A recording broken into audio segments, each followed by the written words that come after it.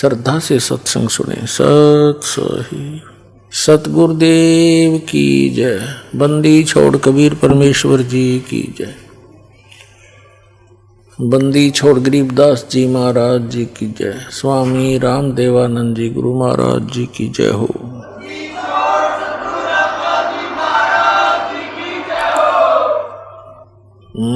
गरीब नमो नमो सतपुरुष को नमस्कार। गुरु की नहीं सुर नर मुनि जन साधुआं संतों सर्वस दी नहीं। सतगुरु साहेब संत सब डंडो तुम प्रणाम। आगे पीछे मध हुए तिनको जा कुर्बान। नराकार निर्विषम काल जाल व्यंजनम निर्लेपम निज निर्गुणम अकल अनुबेशोन्दनम। सोहम सुरति समाप्तम सकल समाना निर्तलय उज्ज्वल हिरंबर हरदमम बेपरवा अथा है। वार पार नहीं मदतम गरीब जो सुमर सिद्ध होई। गणनायक गलता ना करो अनुग्रह सोई। पारस पद परवाना आदि गणेश मनाऊं। गणनायक देवन देवा चरण कमल लाऊं। आदंत करूं सेवा परम शक्ति संगीतम हृदय सिद्धि दाता सोई। अवगत गुण अतीतम सतपुरुष निर्मोही। जगदम्बा जगदीशम मंगल रूप मुरारी। तन मन अर्पों शीसम भक्ति मुक्ति भंडारी। सुर नर मुनि जन ध्यावे ब्रह्मा विष्णु महेशा। शेष सहस मुख गावे पूजय आदि गणेशा। इंद्र कुबेर सरीखा वरुण धर्म राय धामे। समर्थ जीवन जी का मन इच्छा फल पाऊं। 33 कोटि आधारा द्यावें सैंस 88। उतरे बहुत जल पारा कट है यम की फांसी। 33 कोटि आधारा द्यावें सैंस 88। उतरे बहुत जल पारा कट है यम की फांसी। कर जोरूं विनती करूं धरूं चरण पर शीश। गुरु जी राम देवानंद जी महाराज ने दियो नाम बख्शीश। कोटि कोटि सिजदा करूं कोटि कोटि प्रणाम। चरण कमल में राखियो मैं बंदी जाम गुलाम। मुकुता हूँ गुरुदेव का रामपाल दास का नाम। गले प्रेम की जेवड़ी जहाँ खेचो वहाँ जाऊं मैं। तो करो तो बावड़ू दूर दूर करो तो जाऊं। जो राखो त्यों ही रहूं जो देवो सो खाऊं। जय इब के सतगुरु मिले सब दुख आँखों रोए। चरणों ऊपर शीस धरूं कहूँ जो कहनी वो। कबीर साईं मिलेंगे पूछेंगे कुशलात। आदि अंत की सब कहूँ अपने दिल की बात। गुरु जी तुम ना भूलियो चाहे लाख लोग मिल जाही। हम जैसे तुमको बहुत हैं तुमसे हमको नहीं।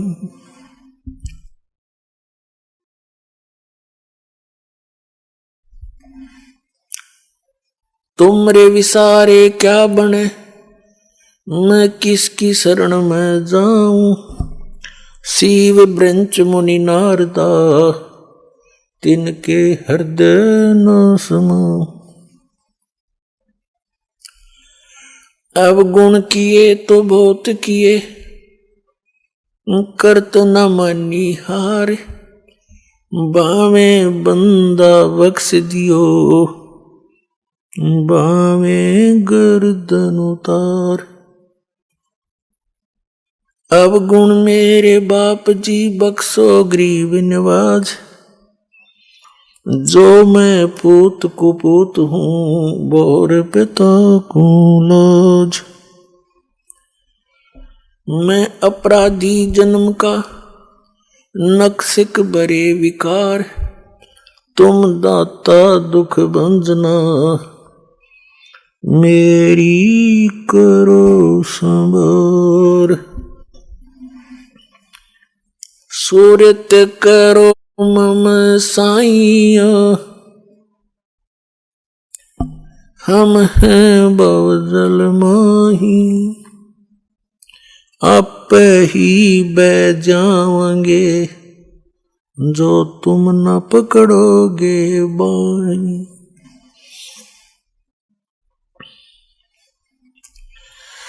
बंदी छोड़ दयाल जी, तुम तक हमारी दौड़।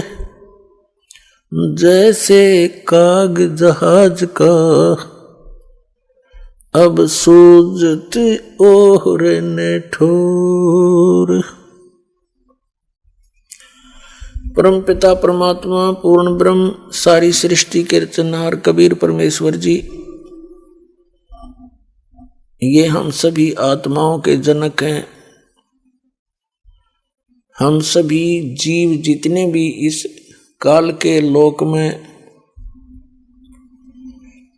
निवास करते हैं, पशु पक्षी जितने भी जलचर हैं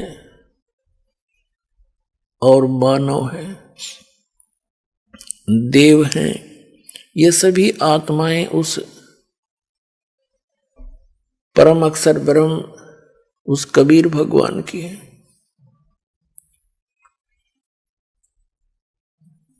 वो कबीर परमात्मा कौन है? जिनके गुण वेद भी गाते हैं, जिनकी महिमा कुरान शरीफ भी बतलाती है, जिनकी महिमा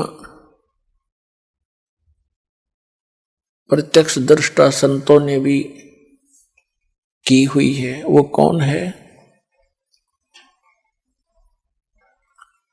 अनंत कोटि ब्रह्मांड का, एक रति नहीं भारे। सतगुरु पुरुष कबीर हैं, कुल के सिरजनहारे। हम सुल्तानी नानक तारे, दादू को उपदेश दिया। जात जुलाहा भेद न पाया, वो काशी माहे कबीर हुआ।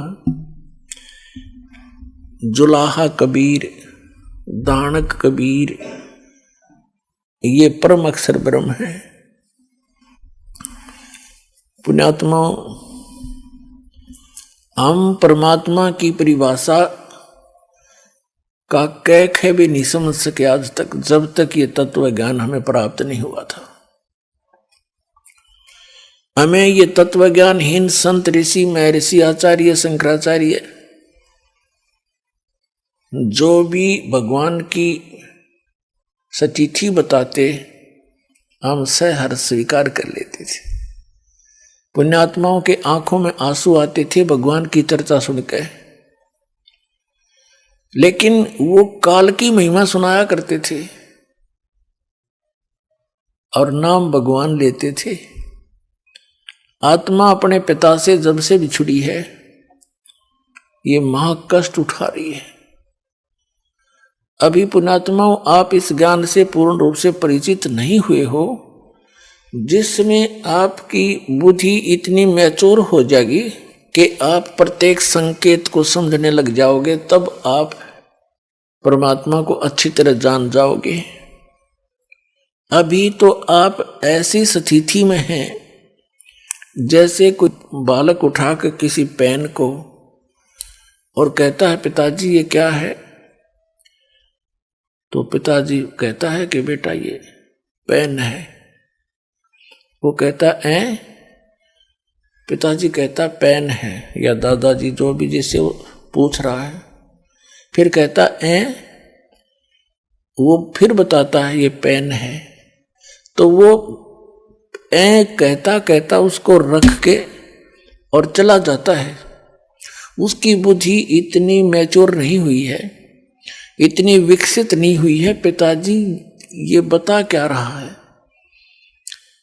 और उसको अविश्वास भी नहीं, क्योंकि वो अपने फादर से पूछ रहा है, लेकिन उसकी बुद्धि स्वीकार नहीं कर रही पेन है क्या वस्तु।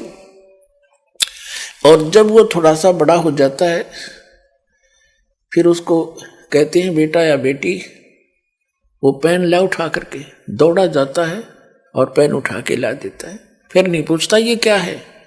तो पुण्यात्माओं, अभी आपकी या नहीं मिट्टी है, इस को मिटाने के लिए इतना ज्ञान दिया जा रहा है, सैकड़ों प्रमाण रखे जा रहे हैं आपके सामने।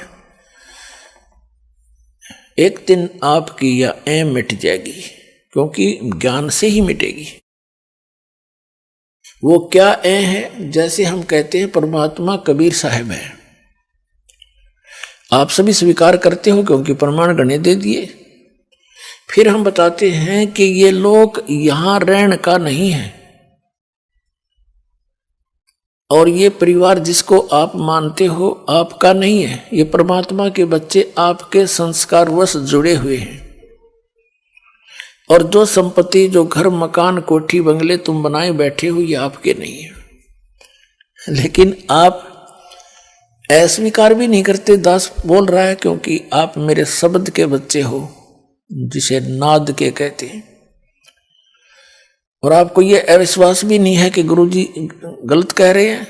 लेकिन यह बात आपकी स्थिति में है अभी तक। तो एक समय ऐसा आएगा, आपको ये अपने नहीं, भगवान के संपत्ति दिखाई देगी, भगवान के ही ये सब जीव दिखाई देंगे। फिर आपकी भक्ति भी दृढ़ बनेगी और आप निश्चिंत भी होगे, क्योंकि मालिक ने प्रत्येक की चिंता है। नौकर का जितना काम होता है नौकर उतना ही कर सकता है। उन बच्चों को जो उस मालिक ने देना है वो नौकर को दे देता है कि आप इनको ऐसे ऐसे सुविधाएं प्राप्त कराओ, तो वो नौकर का उतना ही काम है वो करवा दे। तो अभी हम मुखिया बनकर काम करा करते, फिर हम एक दास बनकर परमात्मा का जैसा भी जिसका रोल है, एक फिल्म है ये, तो इसमें जिसका जैसा रोल है उसको एक सुचारू ढंग से करें, भगवान से डर के करें, किसी की आत्मा नहीं दुखावे, क्योंकि सब उस मालिक के बच्चे हैं।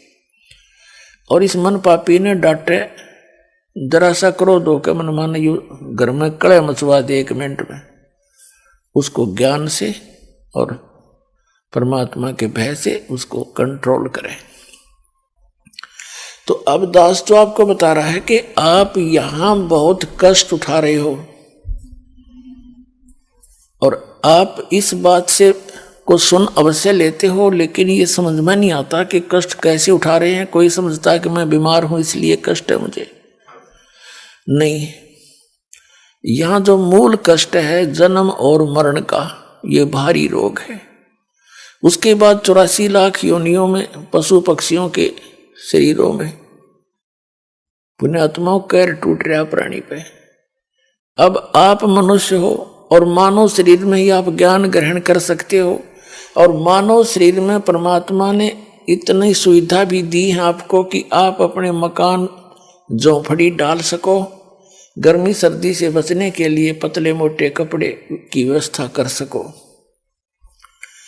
आप उसको छोड़कर आप भक्ति मार्ग से दूर होकर केवल यहाँ की संपत्ति जोड़न में और यहाँ कोठी बंगले बना के एक फोकट में मां बनाने की ओर सी लगा लिया आपने, जो आपकी भारी भूल है। इस भूल को हटाने के लिए परमात्मा आए पूर्ण ब्रह्म, अनंत कोट ब्रह्मांड के पालक, और एक झोपड़ी में जुल्हा बनके हाथ से काम करके कपड़ा बुनकर एक लीला करके दिखाई कि यदि तुमने भक्ति में सफल होना है, अपनी इन मनोकामनाओं को, इच्छाओं को सीमित करना पड़ेगा। समाज को देखकर आप भक्ति मार्ग पर नहीं चल सकते। ये दूसरी बात है कि आप जैसी भक्ति करोगे वैसा फल तो आपको मिलता ही रहेगा, लेकिन मोक्ष प्राप्ति के लिए आपने अपनी सभी परंपराओं को, जो हमने स्वयं बनाकर अपने पैरों में बेड़ी डाल ली, उनको अब समाप्त करना पड़ेगा। पैसों की आवश्यकता किस लिए पड़ती है? बड़ी कोठी बनाकर महिमा हो जावे गांव में, नगर में कि बड़ी कोठी है उनकी, बड़ा पैसे वाला व्यक्ति है, बड़ी कार हो, चलिए तेरे संस्कार में होगी, ये तो हो ही जाएगी, और फिर हो जाती है मृत्यु।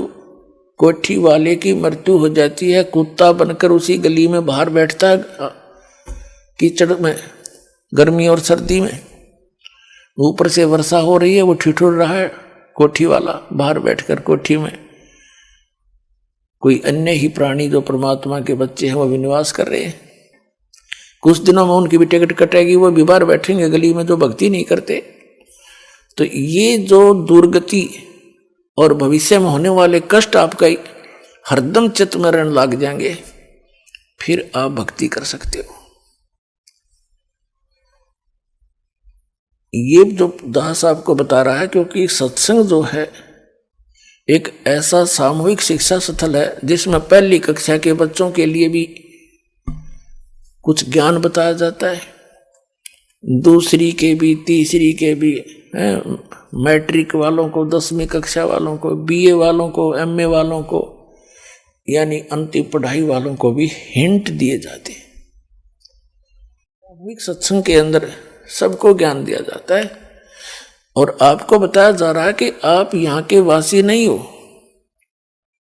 आप सतलोक में रहा करते थे और वहां आपकी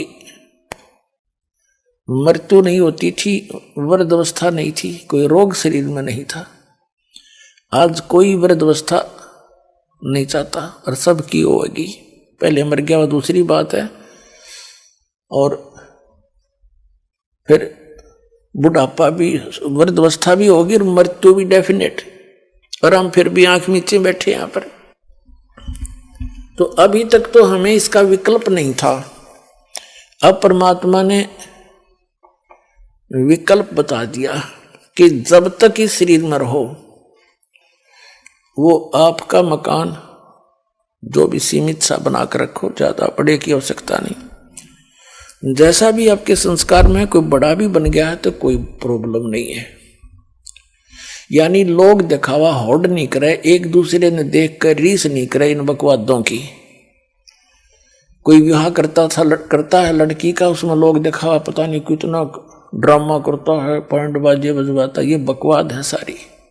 पहले तो हम इनको सीमित करेंगे, फिर भक्ति बनेगी। पुण्यात्माओं, आप जो दास ज्ञान दे रहा है, ये किसी डूम बाट के गीत नहीं, किसी स्वार्थी व्यक्ति के द्वारा कोई नावल की कथा नहीं सुना रखी, खुद भगवान ने आकर के ये आपकी जो समस्याएं हैं ये खुद बताई हैं आकर के, और साथ में इसका समाधान बताया।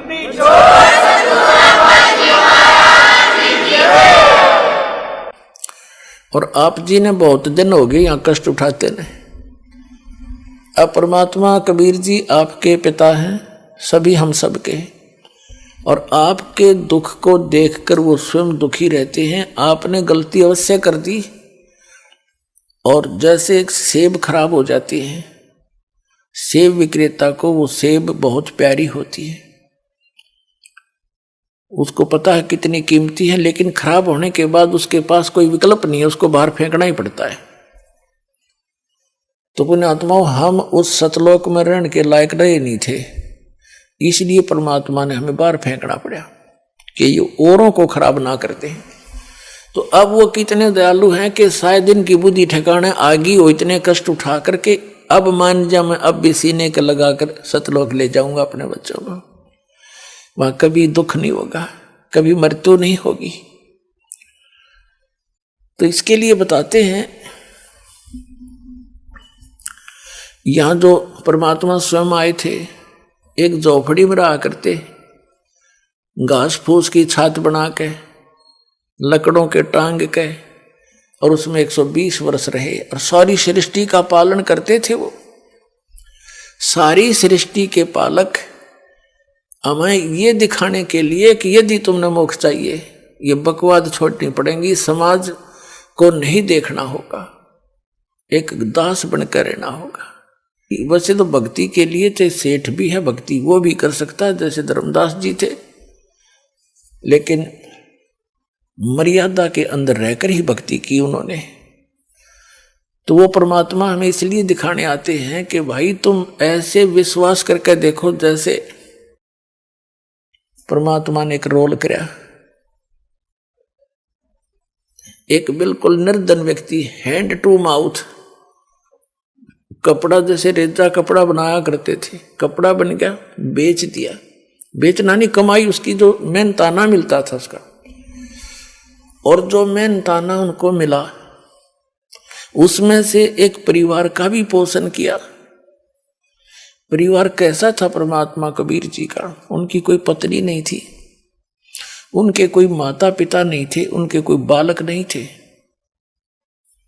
क्योंकि हमारे को आज तक परमात्मा का ज्ञान प्राप्त ही नहीं हुआ। हमने श्री राम, श्री कृष्ण, राजा दशरथ के पुत्र, इन राजाओं की और भगवान बना करके केवल इनकी कथाएं सुनी थी। जो परमात्मा की कथा हमारे सदग्रंथ बताते हैं, वेद सबसे प्रमुख माने गए हैं।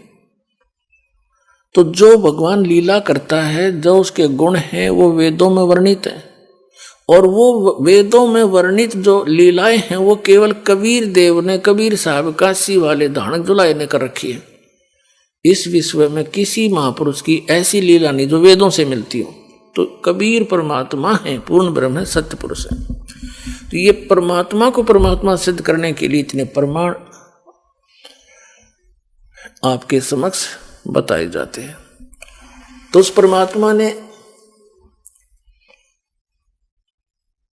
जैसे कपड़ा बनते थे, उनका परिवार कोई नहीं था, उनके मतलब उनके माता पिता या बालक नहीं थे।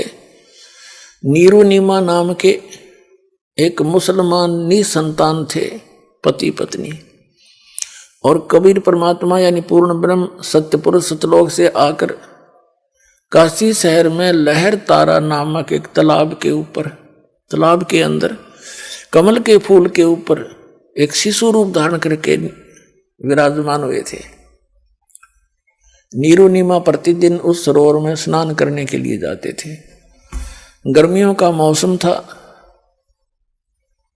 और परमात्मा को सरोवर में कमल के फूल पर पाकर वो फूले नी समाई घर ले आई। फिर परमात्मा ने 25 दिन तक कुछ भी आहार नहीं किया, तो दोनों बड़े चिंतित हुए। विशेषकर नीमा बहुत दुखी हुई और अंत में फैसला कर लिया कि यदि ये बालक मर गया तो मैं भी साथ मरूंगी। तब कबीर परमेश्वर बालक रूप में जो उनके घर पे निवास करते थे, उन्होंने प्रेरणा की भगवान शंकर से। भगवान शंकर अपने शिवलोक से आए साधु रूप बना के। तब नीरू और नीमा से उनकी समस्या का कारण पूछा, क्यों दुखी हो तुम? उन्होंने कारण बताया कि एक बालक मिला है। नीरू नीमा उसी जन्म में पहले एक ब्राह्मण ब्राह्मणी थे, गौरी शंकर और सरस्वती उनका नाम था। गौरी शंकर ब्राह्मण का, पुरुष का, और सरस्वती उस बहन का नाम था, उसकी पत्नी का। मुसलमानों ने उनको जबरदस्ती मुसलमान बना दिया था, जिस कारण से वो अन्य ब्राह्मणों ने समाज से निकाल दिया था। पहले उनको दीक्षिणा मिलती थी, वो बंद होगी, तो उन्होंने जुलाहे का कार्य शुरू कर दिया था। लेकिन वो भगवान शंकर के दृढ़ पुजारी थे। वो भले ही मुसलमान बन गए थे, लेकिन पूजा वो अपने भगवान शिव की हृदय से किया ही करते थे। वैसे तो यथार्थ ज्ञान आपको जब होगा तो हजरत मोहम्मद जी तो थे, ये भगवान शिव के लोक के एक गण थे, पुण्यात्मा थी। भगवान शिव के लोक से ही आए थे वो भी। मुसलमान धर्म टोटली भगवान शंकर के ही उस गण के द्वारा बताए गए ज्ञान पर, उनके फार्मूलों पर वो अपना भक्ति मार्ग करते हैं। तो भगवान शंकर ने आकर उनसे पूछा साधु रूप में, तब उन्होंने कारण बताया। नीमा ने कहा कि भगवान हमारे कोई संतान नहीं थी और हमारी आयु भी 60 वर्ष से ऊपर हो गई है। अभी कुछ दिन पहले मैंने हृदय से पुकार की थी अपने भगवान शंकर की, उन्होंने मुझे कमल के फूल पर एक बालक दिया है। अब ये बच्चा कुछ खा नहीं रहा ना पी रहा है, ये मर गया तो साथ मरूंगी महात्मा जी। अब मैं इस विदाई के दुख को सहन नहीं कर सकती, ये बालक मुझे इतना प्यारा लगता है। शंकर भगवान ने कहा कि माई वो दिखा तेरा बालक कहाँ है, लाना जरा बाहर। माई लाई नीमा उठा के, सोचा बालक को महात्मा जी के चरणों में डाल दूं, ये कुछ रहम कर दे, इनका जीवन बच जाए। इस उद्देश्य से नीमा ने भगवान शंकर के चरणों में बच्चा डालना चाहा, ऐसे चरणों में रखना चाहा, ऐसे आकाश में उड़ गए भगवान और भगवान शंकर के सिर के बराबर में आके ऐसे स्थिर हो गया हवा में। नीमा ने सोचा कि इस बाबा जी में करामात बहुत घनी, मेरा बेटा उड़ा दिया, हवा में रोक दिया। तब परमात्मा ने कहा कि हे महात्मा जी, इनसे कहो एक कंवारी बछिया ले आवे, उस कंवारी बछिया पर आप अपना हाथ रख देना आशीर्वाद का, वो दूध दिया करेगी। अब भगवान शिव ने जब देखा बालक आकाश में उड़ गया, शिव जी को तो पता था कि कोई मेरा योगदान नहीं है इसके आकाश में उड़ जाने में, और ये बोल रहा है छोटा सा बालक, ये कोई महापुरुष है, सिद्ध पुरुष है। भगवान शिव ने ऐसा किया कि आओ मेरे पास, गोदी में आ गए परमात्मा, उनके हाथों में आ गए, जैसे बालक आ जाता है। फिर भी 2-3-4 बार उनसे बात करी और फिर कहा कि इनसे मैंने जो कहा वैसा करें। तब नीमा को भगवान शंकर ने कहा कि नीमा माई, ये बेटा तेरा मरने वाला नहीं है, देखो मैंने इसका हस्तरेखा देखी है, इसकी तो बहुत लंबी आयु है, ये जब तक चाहेगा शरीर नहीं छोड़ेगा, तू चिंता ना कर, ये मरेगा नहीं। नीमा ने कहा बाबा जी, महात्मा जी, इन सुखी सांत्वनाओं से मेरा दिल ना डटे, मेरी आत्मा जब मानेगी जब ये कुछ दूध पी लेगा। तो भगवान ने कहा कबीर साहब ने कि इनको कहो गाय ले आओ कंवारी। तब भगवान शंकर ने कहा जाओ एक कंवारी गाय लाओ। नीरू नीमा के पति से कहा। नीरू गया और कुम्हार से एक ताजा बर्तन लाना, मटका, पात्र, छोटा घड़ा जिसमें दूध निकाला जाया करेगा। अब नीरू गया, एक बछिया ले आया और एक छोटा सा मटका ले आया, छोटा सा, और छोटे छोटे बर्तन जो मुंह लगा के पीते हैं, कप टाइप मिट्टी के बना करते थे पहले, उनको हमारे यहाँ तो कसोरे बोलते हैं, मिट्टी के प्याले, वो भी ले आए। और परमात्मा के आदेश अनुसार भगवान शंकर जी ने उस बच्चिया की कमर पर आशीर्वाद भरा हाथ मार दिया, लंबे लंबे सतन हो गए और दूध की धार चल पड़ी। वो पात्र साफ करके नीचे रख रखा था, वो भर गया। तो उस प्रकार परमात्मा के प्रतिदिन वो ये दूध पान करने लगे। परवरिश की लीला कबीर परमात्मा की बालक रूप में जब आए थे कंवारी गाय से हुई थी। ये परमात्मा कबीर जी की जीवनी में लिखा है। और उस परमेश्वर कबीर जी ने, जो परमात्मा परम अक्षर ब्रह्म सत्य पुरुष अमर पुरुष जो लीला किया करता है, वो लीला कर रखी थी। उसी के अनुसार वो आदरणीय गरीबदास साहिब जी को मिले थे, जैसे कि आपको सत्संग में सुनाया था सुबह। उनको सचखंड लेकर गए थे, फिर उनके अंदर पूरा ज्ञान भर दिया था भूत और भविष्य का। पहले क्या हुआ था, मैंने क्या क्या लीलाएं की थी, मैं कहाँ कहाँ रहा था। जैसे श्री तुलसीदास जी ने लाखों वर्ष पहले की रामायण लिपिबद्ध कर दी अपनी वाणी में, चौपाइयों के माध्यम से, दोहों के माध्यम से, और वो सर्वमान्य है हिंदू समाज में। इसी प्रकार आदरणीय गरीबदास साहिब जी ने उस परम अक्षर ब्रह्म की लीला, कबीर परमेश्वर की लीला, उनके द्वारा प्राप्त दिव्य दृष्टि और दिव्य ज्ञान के आधार से अपनी अमृत वाणी में लिख रखी है, जो एज इट इज सर्वमान्य है। जो परमात्मा ने लीला की थी उनसे भी मिलती है, जो कबीर सागर में लिखी हुई है। और जैसे दिव्य दृष्टि जो होती है, इसकी क्षमता होती है, क्षमता, जैसे दूरबीन होती है, दूरबीन,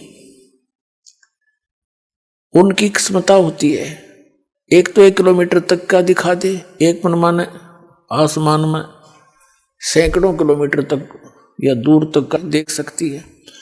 इसी प्रकार दिव्य दृष्टि और दिव्य ज्ञान की भी अपनी क्षमता हो। तो आदरणीय गरीबदास साहिब जी के पास जो दिव्य ज्ञान और दिव्य दृष्टि थी, वो श्री तुलसीदास जी के दिव्य ज्ञान और दिव्य दृष्टि से कहीं अधिक महत्वपूर्ण और ज्यादा शक्तिशाली थी, अधिक श्रेष्ठ थी। तो आदरणीय गरीबदास साहिब जी ने भी अपनी वाणी में प्रमाण दिया है। तो पुण्यात्माओं, सबसे पहले तो आपको परिचित कराते हैं कि क्या ये लीला कबीर साहब ने की। कंवारी गायों का दूध पिया बचपन में, वो कहाँ प्रमाण है, आपके रूबरू करते हैं पवित्र कबीर सागर के अंदर। पुण्यात्माओं, जब तक आप जी को ये विश्वास दृढ़ नहीं होगा कि हम जिस परमेश्वर की शरण में हैं वो कौन है और कितना लाभ दे सकता है, तो तब तक आप दृढ़ नहीं हो सकते। आपको दृढ़ करने के लिए ये ढेर सारे प्रमाण दिखाए जाएंगे, और इस ज्ञान को समझने के बाद आपकी स्थिति ऐसी हो जाएगी। कबीर साहब ने बताया है कि बंदी छोड़ दयाल जी, ऐसे बोला करोगे तुम, आपकी आत्मा कहा करेगी। बंदी छोड़ दयाल जी, तुम तक हमारी दौड़े, जैसे काग जहाज कहा अब सूजत और न ठोरे। जैसे समुद्री जहाज के ऊपर कौवा बैठकर चला जाता था और सामने बैठ जाता, वो खाना खाने के आगे रोटी खाएंगे, मुझे भी डाल लेंगे। शाम को वो खाना खाने के समय वो खा रहे होते हैं, वो बैठ जाता, ऊपर चला जाता है। रात्रि में 200-300 किलोमीटर, 400-500 किलोमीटर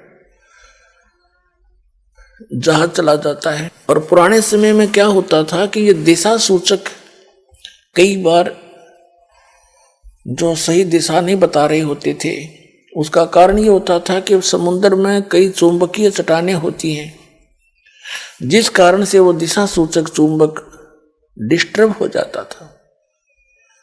तो जहाज के जो चालक होते थे, वो सुबह अपने दिशा सूचक यंत्र को चेक करने के लिए जो कौवा जहाज पर बैठा होता है उसको विवश कर देते थे, डड़े मार मार कर उड़ने के लिए। बहुत पुराने समय की बात है। और कौवे के अंदर एक विशेषता दी है परमात्मा ने, कि वो उस दिशा को कभी नहीं भूलता जिस दिशा से वो चला था, पूर्व से चला था या पश्चिम से चला था या दक्षिण से चला था। तो कौवा उड़कर उसी दिशा को बैक होने की चेष्टा करता है जिस दिशा से वो चले थे, एग्जैक्ट। तो उधर से कौवे की दो दिशा देख करके अपनी दिशा को वो चालक अपने यंत्र को चेक कर लेते थे और अपनी दिशा से भी वो कन्फर्म हो जाते थे कि हम सही जा रहे हैं, नहीं तो ठीक कर लेते थे। अब कौवा 150-200 फुट तक दौड़ता है, उड़ जाता है वापस आने के लिए कि वहां से पत्थर उत्थर मार दिए उसके। अब उस जहां देखता वहां जल ही जल है, और जल में जहां बैठे वहीं डूब मरे। चारों तरफ देखकर वो वापस कहीं स्थान उसको बैठने का यानी सपोर्ट नहीं मिलता, सब डूबने का स्थान, मृत्यु का स्थान दिखाई देता है। तो वापस आकर के वो जहाज पर ही शरण लेता है और फिर वो चालक उसको कुछ नहीं कहते। तो जिस प्रकार उस जहाज के कौवे को उस जहाज के अतिरिक्त अपनी जीवन रक्षा का स्थान कहीं नजर नहीं आया और वापस में वो जहाज ही आकर ग्रहण किया, जहाज में बैठा और सारा डूब मरण का था।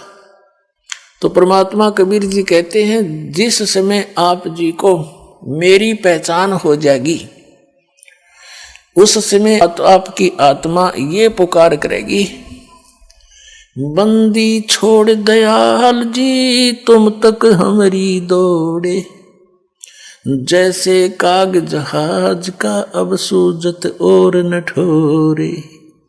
और ठिकाना पृथ्वी पर आपने दिखाई नहीं देगा इस सतलोक आश्रम पर वाला के अतिरिक्त। ऐसी स्थिति कर दूंगा आपकी।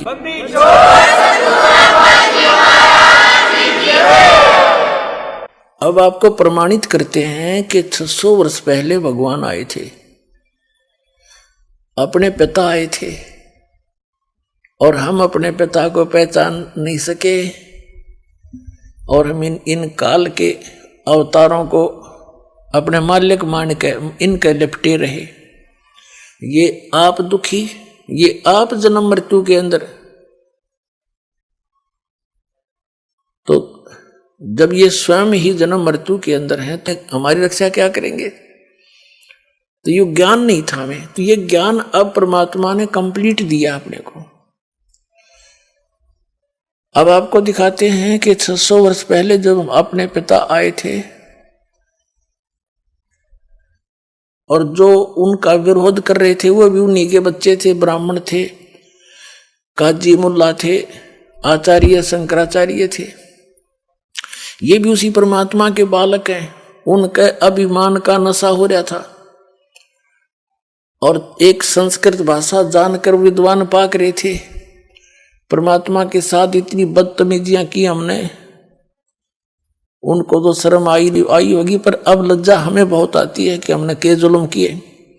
हो सकता हम भी डले मारन में होश टाइम उनके, क्योंकि हम बुद्धिहीन हैं। तो पुण्यात्माओं उन्होंने किसी को बद्दुआ नहीं दी, नहीं तो वो कुछ भी कर सकते थे। जैसे दुर्वासा जी एक ऋषि हुए हैं, काल के ऋषि और ब्रह्म के पुजारी थे, और श्री कृष्ण जी के पुत्र पर जो मन ने और साथ में 5-10 और यादव बच्चों ने जाकर उनके साथ मजाक कर दिया था, और उस मजाक करने से इतना भयंकर श्राप दे दिया कि तुम्हारा नाश इसी से होगा जिसका तुम गर्भ बना कर आए हो। नकली गर्भ बना रखा था, एक सांक रखा था, स्वांग पर रखा था, एक गर्भवती स्त्री का प्रदुमन को बना रखा था। पेट पर कढ़ाई बांध कर, छोटी सी कढ़ाई, ऊपर का लोग रुई बांध कर, कपड़ा बांध कर, ऊपर का ड्रेस पड़ा दी औरतों वाली। दुर्वासा से पूछा था कि भगवान गणे बहुत वर्षों के उपरांत विवाह के इनको संतान की आशा हुई है, ये उतावले हो रहे हैं, आप इन्हें बताइए पुत्र होगा या पुत्री। अब इन सिद्धियों में थोड़ी बहुत अंदर की जानकारी हो ही जाती है। उसने देखा, जानते हैं ये तो लड़का है, स्वांग बना रखा है, श्राप दे दिया कि यादव कुल का नाश होगा इस तरह, और सारे यादव कटके मर गए। तो यहाँ महापुरुष परमात्मा कबीर साहब के बच्चे गरीबदास जी कहते हैं, दुर्वासा कोपे तहाँ समझ न आई नीच, और 56 करोड़ यादव कटे मची रुधिर की कीच। कहते हैं दुर्वासा क्रोधित हो गया छोटी सी बात पे, नकमी आत्मा, नीच आत्मा, और कैसा जुल्म कर दिया, कैसा श्राप दे दिया। 56 करोड़ यादव यानी श्री कृष्ण के वंशज आपस में लड़का मर गए कटके, जरा सी बात पर इतना श्राप दे दिया। और परमात्मा के साथ वो कैर डाए थे हमने उस समय, और उन्होंने हृदय से भी किसी को बद्दुआ नहीं थी, क्योंकि वो हमारे पिता है।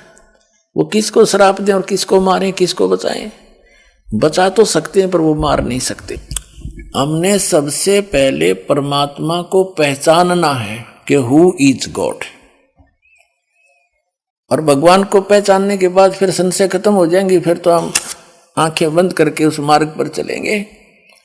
फिर चाहे सारा विश्व एक तरफ हो जाओ कि तुम गलत जा रहे हो, हम नहीं मानेंगे उनकी, क्योंकि हम पूरा नरक परख कर चलेंगे। अब देखिएगा, ये कबीर सागर संपूर्ण 11 भाग, वही प्रकाशक है इसके। ये है कबीर सागर,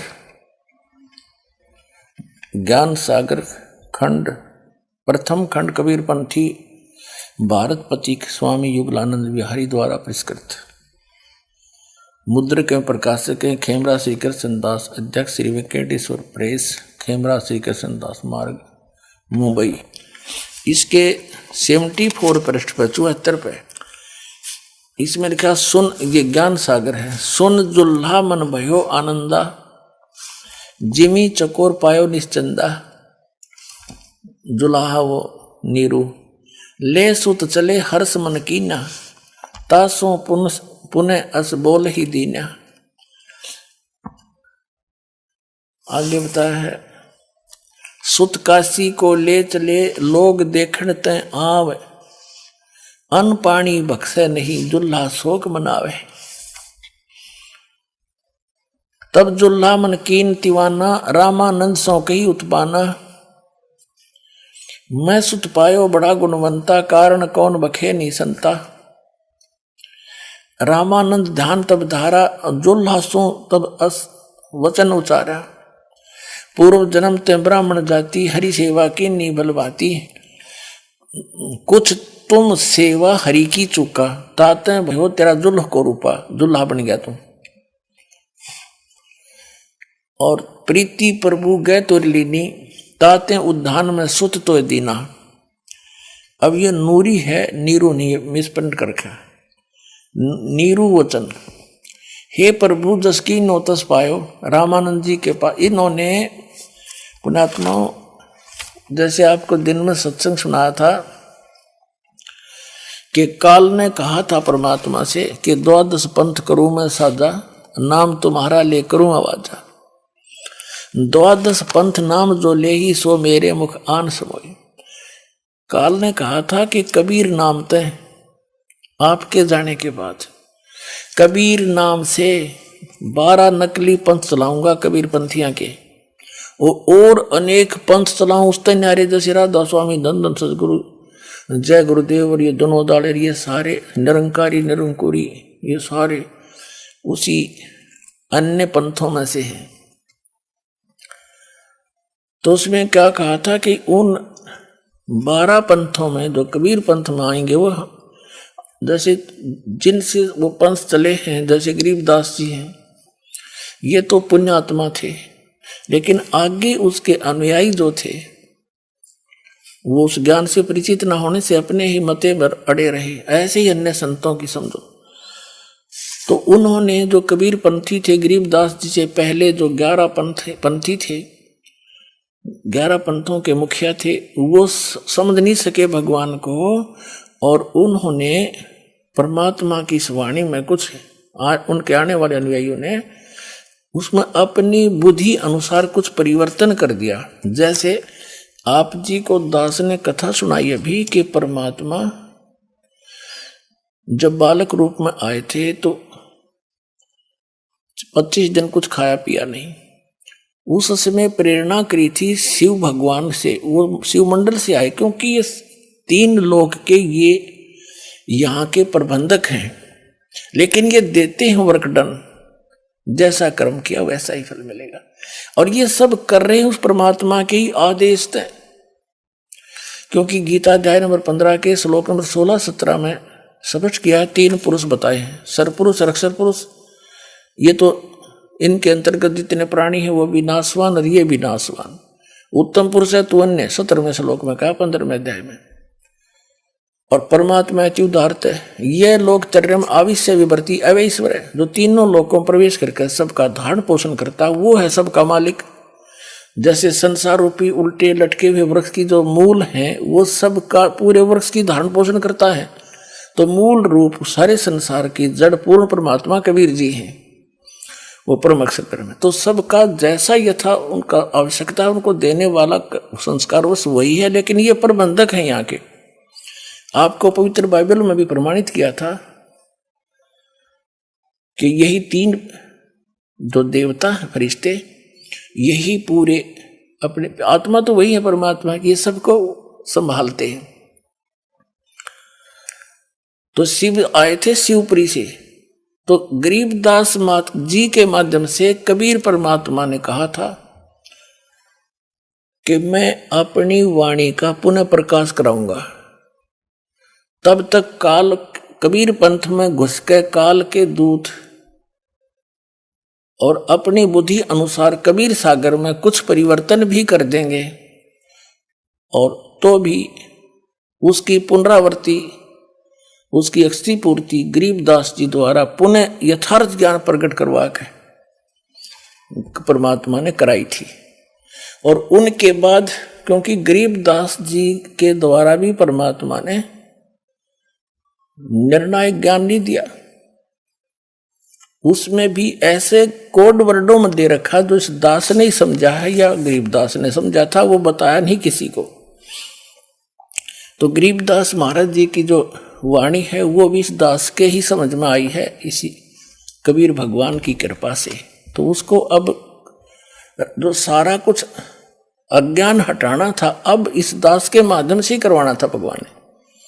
तो इन सब ग्रंथों को दास को समझाया कबीर परमेश्वर जी ने, और सब प्रमाण आपके रूबरू करके आपको भगवान पहचानवा दिया, पहचान बता दी कि कबीर साहब भगवान है, देखो यहाँ यहाँ लिखा है, और जिनको आप जिस सत्य मानते रहे हो वही लिखा है।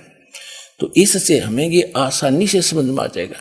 तो यहाँ इन्होंने थोड़ी सी गड़बड़ी की है, तो इन्होंने कैसे लगा दिया, इनके ये तो समझ में आया नहीं वो दूत कौन था। जैसे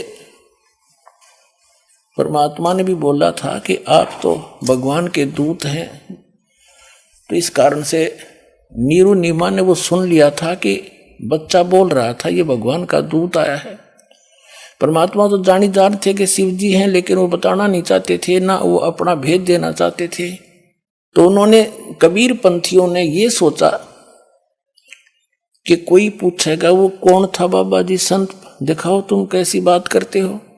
उन्होंने रामानंद जी से जोड़ दिया कि स्वामी रामानंद जी के पास नीरू गया, जब उसके बच्चे ने जो जल पर मिला था कमल के फूल पर कुछ खाया पिया नहीं, तो रामानंद जी के पास गए। रामानंद जी एक बड़े वेदों गीता पुराणों के मर्मज्ञ माने जाते थे और बचपन से ही भगवान के चरणों में लगे हुए थे। जब परमात्मा आए उस समय वो 99 ईयर ओल्ड थे, 99 वर्ष के हो चुके थे। तो रामानंद जी से जोड़ दिया इन्होंने कि कोई पूछेगा तो रामानंद जी से बात करी थी। यहाँ चर्चा रामानंद जी के, लेकिन कथा जो की तो है कि कवारी गायों के दूध से माल्य की परवरिश हुई थी। ये हमने निर्णय करना है, निष्कर्ष ये निकालना। ये देखिएगा, हम पढ़ रहे हैं कबीर सागर ज्ञान सागर में 74 पृष्ठ पे। अब हम यहां आगे कि रामानंद ध्यान जब धारा जुल्हा सो एक तब वचन उचारा। हाँ, तब जुल्हा मन कीन तिवाना, रामानंद सो कई उत्पाना। मैं सुत पायो बड़ा गुणवंता, कारण कौन बखे नहीं संता।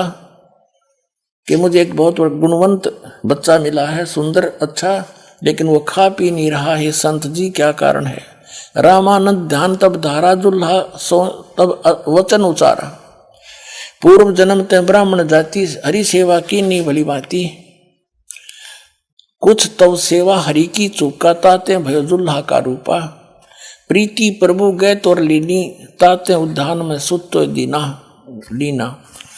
अब नूरी नीरू कहता है, ये नूरी नहीं है, मिसप्रिंट है।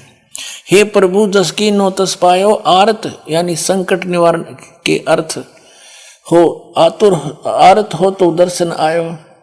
सो कहिए उपाय गुसाई, बालक अक्षुदा वंश, भूखा है कुछ खाई। रामानंद युक्ति विचारा, तुम सुत कोई ज्ञानी अवतारा। तेरा पुत्र जो है ये कोई ज्ञानी अवतार है, अच्छी आत्मा है। बछिया जाही बैल नहीं लागा, सोले ठाड करो ते ही आगा। रामानंद जी ने कहा कि एक बछिया लिया जिसको बैल ने टच ना किया हो, अर्थात कंवारी गायें। सोले ठाड करो ते ही आगा, उसके वहां लाकर खड़ी कर देना। दूध चले ते ठनते, दूध ही धरो छिपाई। अक्षुदावंत जब होवे ताको ता कह देव खवाई। इसका अर्थ है कि बछिया ले आओ, फिर वह दूध देगी, उसको छुपा के रख लेना, भूखा हो जब खा लेगा। जुल्हा एक बछिया ले आवा, और चलो दूत कोई मर्म न पावा। चलो दूत जुल्हा हरसाना, राख छिपाई कहो नहीं जाना।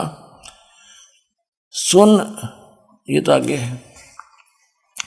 अब यहां कहते हैं दूध तब पीवत नाम कबीरा, और खेलत संग संत संग मत धीरा। अब कहने का भाव ये है, हमने सिर्फ इतना समझना चाहिए, हमने इतना ही पर्याप्त है कि परमात्मा जब आए, उनकी परवरिश की लीला कंवारी गायों से हुई। गरीबदास साहिब जी ने क्या कहा, अनब्यावर को दूहत है, दूध दिया तत्काल। कंवारी बछिया को दूहत है, आशीर्वाद दे दिया, और दूध दिया तत्काल। पीवे बालक ब्रह्म गति, तासिव भय दयाल। 7 बार चर्चा करी, बोले बालक बैन। शिव को कर मस्तक रखा, ला मोमिन एक धैनु यानी कुंवारी गाय लिया।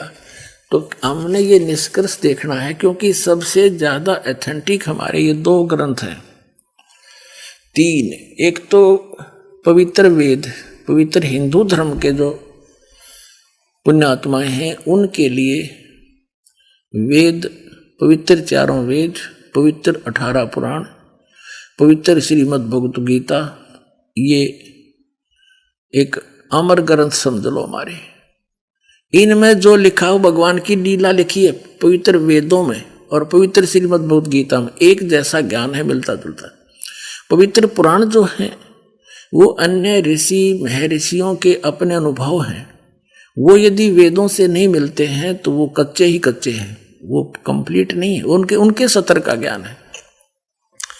और वेद और गीता गॉड गिवन ज्ञान है, तो जो गॉड गिवन है वो सही है। और कबीर सागर में भी गॉड गिवन ज्ञान, और गरीबदास साहिब जी को सुन लेकर गए वापस छोड़ा, वो गॉड गिवन ज्ञान। तो इन तीनों से जब मेल खा जाएगा जो प्रकरण है वो फाइनल हो गया, उसमें कोई शंका नहीं रही। अब एक तो आपको पवित्र कबीर सागर में सिद्ध कर दिया कि जब कबीर साहब बालक रूप धारण करके आए थे, बछिया ताही बैल नहीं लागा, वो कुंवारी बछिया, उस बछिया के दूध से माल परमात्मा की परवरिश की लीला हुई थी। अब गरीबदास जी की वाणी भी आपको बता दी, उन्होंने परमात्मा को देखा, उनके से प्राप्त दिव्य दृष्टि से उन्होंने पूर्व की घटनाओं को लिखा, जैसे तुलसीदास जी ने श्री रामचंद्र जी की सब घटनाएं रामायण लिखी और सबको मान्य है। और अब हम आपको दिखाते हैं वेदों में कि वेदों में परमात्मा के गुण हैं, वो कैसी लीला करता है। और आंखों देखा उन महापुरुषों ने कि हु इज गॉड, तो हमने परमात्मा को पहचानना है कि कौन है वो भगवान जो हमारे संकट को दूर कर सकता है, जन्म और मृत्यु के रोग से हमें बचा सकता है, और हमारे ऊपर इस वर्तमान के जीवन में जो भी हमारी किस्मत में, भाग्य में, प्रारब्ध में संकट लिख रखे हैं, हमारे पाप कर्मों का संयोग है, उनसे हम दुखी हैं, उनको कौन नाश कर सकता है, कौन उनसे दुखों से बचा सकता है, और कौन हमें यहाँ काल के जाल से निकाल सकता है। तो वो केवल एक ही परमात्मा है, कबीर परमात्मा, जिसको हम सतपुरुष भी कहते हैं, और उसको परम अक्षर ब्रह्म भी कहा है गीता जी में, और उसको अकाल मूर्त सब स्वरूपी राम, सत्य पुरुष को सतपुरुष को, ये कबीर परमेश्वर जी की ही उपमात्मक उपाधि के नाम है। जैसे अपने भारत या अपने देश के प्रधानमंत्री जी का शरीर का नाम तो कुछ भी होता है, लेकिन प्रधानमंत्री उनका रैंक का नाम होता, पद का। ऐसे ही परम अक्षर ब्रह्म, सत्य पुरुष, अकाल मूर्त और ये पूर्ण ब्रह्म, ये कबीर साहब के उपमा के नाम है, पदवी के, और स्वयं का उनका नाम अल्लाह अकबर कबीर देव है।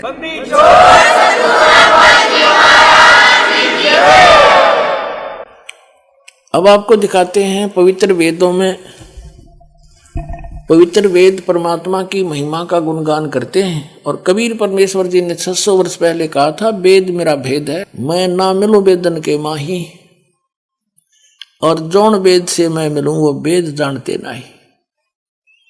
परमात्मा ने 600 वर्ष पहले कहा था कि ये वेद, चारों वेद मेरा भेद है, मेरी ही महिमा बताते हैं। लेकिन इन वेदों में ऋग्वेद, यजुर्वेद, सामवेद और अथर्ववेद, इन वेदों में मेरे पाने की, तुम्हें पूर्ण मोक्ष प्राप्त होने का विधि नहीं है।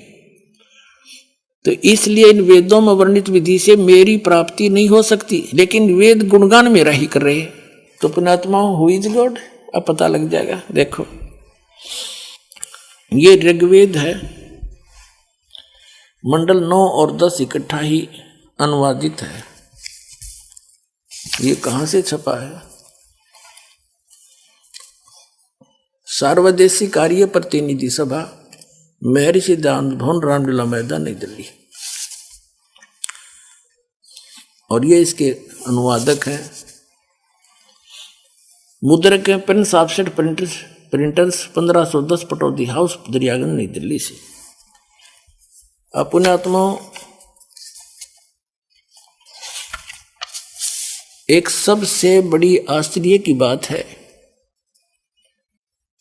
कि इन वेदों के अनुवाद करता है महर्षि दयानंद सरस्वती जी के चेले और महर्षि दयानंद स्वयं, और ये सभी मानते हैं परमात्मा निराकार है, किसी एक स्थान पर नहीं रहता, वो तो सर्वव्यापक कण कण में विद्यमान है। ये तो उनका अपना अनुभव है, और वेदों को वो सत्य मानते हैं। अनुवाद भी उन्होंने कर रखा है। यदि ये दास अनुवाद करता, ऐसे ही करना था, इससे भी अच्छा करना है, लेकिन ये लोग आपको इस बात से भ्रमित कर देते कि रामपाल संस्कृत नहीं जानता, इसने वेदों के अनुवाद करने का पता नहीं। तो ये बात आपके भी कुछ अवश्य विश्वास में आ जाती कि ये तो हो सकता है। और यही बिजली गिरी रही आज तक। जब परमात्मा आए थे कबीर जी, वो सारा ज्ञान बताया करते थे, हम ही अलख अला हैं कुतुब गोस और पीर, गरीबदास खालिक धनी हमरा नाम कबीर, ए स्वामी सृष्टा में सृष्टि हमारा तीर, दास गरीब अधर बसूं मेरा नाम कबीर। तो और कबीर साहब कहा करते, ये ब्रह्मा विष्णु महेश नाशवान है, इनकी जन्म मृत्यु होती है, इनकी पूजा से तुम्हें मोक्ष नहीं हो सकता, और ये तुम्हारे भगवान देवता तुम्हारे संकट का निवारण नहीं कर सकते, ये अपना ना कर सके। श्री राम के ऊपर कितने कष्ट आए, वनवास हुआ, सीता का जी का अपहरण हुआ, पत्नी का, रावण के साथ लट्ठम लट्ठा करोड़ों आदमी मर गए, वापस लाए, अग्नि परीक्षा लेकर वापस लाया सीता जी को, और फिर एक धोबी के कहने से 2 और 3 वर्ष के बाद उसको निष्कासित कर दिया कि तू मेरे काम की नहीं। बच्चे कहीं गर्भवती पत्नी को घर से निकाल देना एक बुद्धिमान व्यक्ति के काम है, भाड़ में जाए सी मर्यादा। क्या मर्यादा हुई जब स्वयं हजारों व्यक्तियों के सामने परीक्षा लेकर ले अग्नि में, यदि अग्नि में जल गई तो कलंकित है, अग्नि नहीं जलाई तो तू सोने जैसी है, निष्कलंक है, और नहीं जली थी सीता माता, और फिर भी एक धोबी के कहने थे, और उसको निकाल दिया कि मैं लोगों की जो है इन व्यंग का सामना नहीं कर सकता। कोई बात हुई या फिर क्या, किसा तो न्यायकारी राजा था और किसा वो भगवान था। तो पुण्यात्मा, और फिर श्री कृष्ण जी के देख लो, जेल में जन्म हुआ, मामा दुश्मन हो गया, कदे जरासिंह लट सेना लेकर आया, कदे कोई काले बना चढ़ाई कर दी, और अंत कैसा हुआ श्री कृष्ण जी का, कलेजा मुंह को आ जाओ जो उनकी पढ़ कर देख लो आप। सारा परिवार उसके उनकी आंखों के आगे कट कर मर गया, पोते पाते जी न देख देख कर फूले नहीं समाओ थे, शांति से रह रहे थे, बड़ा मेरा खानदान चल गया, सामने कुलनाश हो गया उसका। तो परमात्मा कहा करते जिनकी तुम पूजा करते हो ये अपने भी प्रारब्ध में परिवर्तन नहीं कर सकते, वो मैं हूं, वो परमात्मा। परमात्मा कहा करते हम ही अलखला है कुतुब गौस और पीर,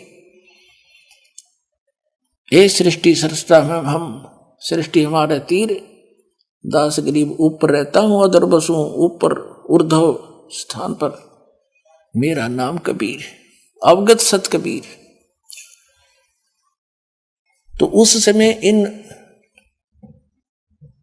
संस्कृत भाषा के ज्ञाताओं ने इसी बात से हमें भगवान से दूर रखा कि कबीर साहब एक जुलाहा वर्ण में प्रगट है, और ये शिक्षा ग्रहण नहीं कर सका। ब्राह्मण ही एक वर्ण शिक्षा ग्रहण करने का अधिकारी था, संस्कृत के पढ़ने का, और नहीं पढ़ सकते थे। और वो ब्राह्मण लोग, गुरु लोग कहा करते थे, ऋषि आचार्य शंकराचार्य, के कबीर झूठा है, ये क्या जाने सदग्रंथों वेदों और पुराणों और गीता के गूढ़ रहस्यों को, और ये तो संस्कृत भाषा में लिखे। तो प्रत्येक आदमी के, उनके शिष्यों का भी ये पक्की होगी, कबीर साहब वेद नहीं जान सकते, यही फेल हो गए। अरे भगवान थे वो, इतना सुख दिया करते, 64 लाख से सोए थे, वैसे नहीं हुए, सबको सुख दिया था जब 64 लाख उनके चरणों में आए थे 600 वर्ष पहले। 64 लाख से ना कोई मीडिया था, ना कोई ऐसी पुस्तकें थी जो लिख कर भेज दिया करते थे। तो उनको सबको आशीर्वाद दे देकर अपने शरणों में लगाए, उनको भक्ति से चार्ज किया परमात्मा ने, वाणी सुना सुना के ज्ञान दिया, उनके दुख दूर किए। तो उस दृष्टिकोण से तो वो मानने थे कि कबीर जी में कोई शक्ति है, लेकिन यह दिमाग में ना चढ़ेगी भगवान है, और जब तक भगवान नहीं मान लेंगे कबीर साहब को, हम पार नहीं हो सकते। तो अब कबीर साहब को भगवान ही सिद्ध करने के लिए दास को इतना प्रयत्न करना पड़ रहा है, इतने प्रमाण दिखाने पड़ रहे हैं। तो उस समय इनकी यह दाल गल गई कि कबीर साहब संस्कृत नहीं जानता, और अब भी ये यही बिजली डाल देते तो ये प्रमाण नहीं मिलते हमारे को, इन्हीं के कर कमलों से लिखवा दिए दाता ने, इनकी बुद्धि पर पत्थर गिर दिया, ना यहाँ भी बिगाड़ कर देते, ना सारे ग्रंथों में नाश करे। वेदों में जगह जगह इन्होंने बैठा रखा है, अनुवाद सही नहीं कर रखे, लेकिन ये चंद श्लोकों में ऐसा अनुवाद करा दिया दाता ने जैसा वो चाह थे कि मेरे बच्चे फिर तो पहचान ही लेंगे मुझे, फिर तो इन नकलियों के सामने कोई ऑप्शन नहीं रहेगा आपको बरगलाने का, इसलिए ये करवाया दाता ने। अब दिखाता हूं आपको, अब हम आपको दिखा रहे हैं ऋग्वेद, ये ऋग्वेद, और आपको अभी दिखाई दिया था ये कहां से प्रकाशित है, और कौन इसके भाषा भाष्य करने अनुवादक हैं और कहाँ से छपी है। अब देखिएगा इसके प्रथम ऋग्वेद मंडल नंबर 9 का सूक्त नंबर 1, इसके प्रथम मंत्र में परमात्मा, सोम माने परमात्मन, परमात्मा शब्द है, परमात्मा की महिमा चल रही है। और फिर देखो मंत्र नंबर 2 में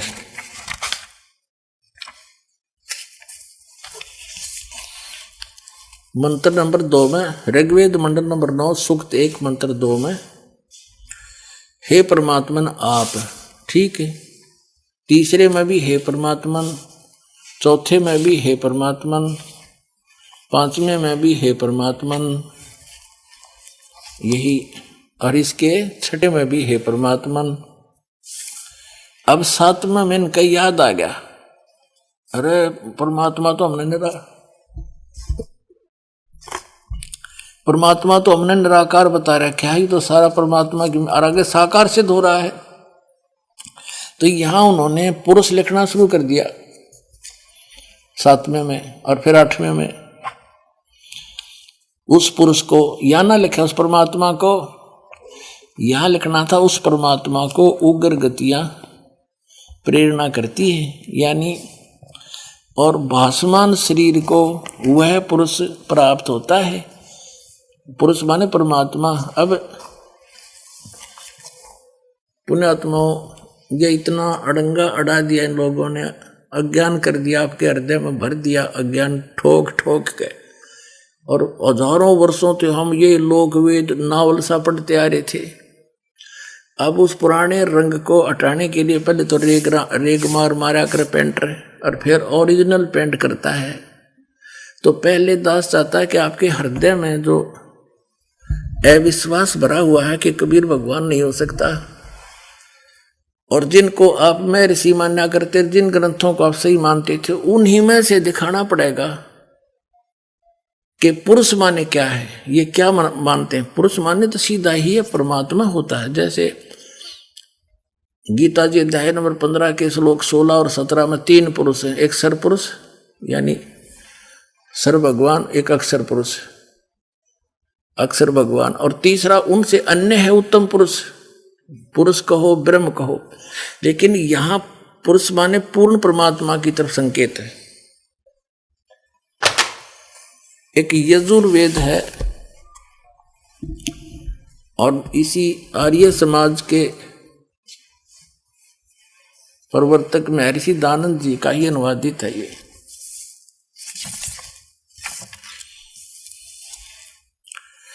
प्रकाशक ये सार्वदेशी कार्य प्रतिनिधि सभा 2/5 महर्षि दानंद भवन, रामला मैदान, नई दिल्ली से ये अनुवादक है। यहां से ये छपी है, prince offset printers, 1510 Pataudi house, त्रियागन, नई दिल्ली से। अब इसमें वेद ज्ञान दाता वही है जो गीता ज्ञान दाता है। वेद ज्ञान दाता वही है जो गीता ज्ञान दाता है। गीता अध्याय नंबर 8 के श्लोक नंबर 13 में गीता ज्ञान दाता कहता है, ओम इति एकाक्षरम ब्रह्म विहारण माम अनुसमरण यह प्रयाति तदंदेहम सयाति परमाम गतिम। मुझ ब्रह्म का, श्री कृष्ण में प्रवेश करके बोल रहा है, वो काल ब्रह्म, मुझ ब्रह्म का केवल एक मंत्र है, नथिंग एल्स, इसके अतिरिक्त कुछ नहीं।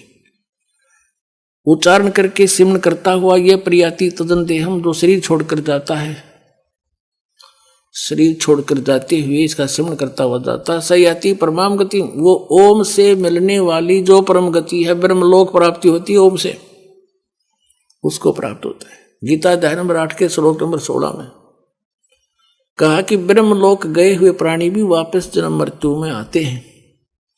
गीता ज्ञान दाता अध्याय नंबर 2 के श्लोक नंबर 12 में, अध्याय नंबर 4 के श्लोक 5 और 9 में, पर गीता अध्याय नंबर 10 के श्लोक नंबर 2 में स्पष्ट करता है कि अर्जुन तेरे और मेरे बहुत जन्म हो चुके हैं।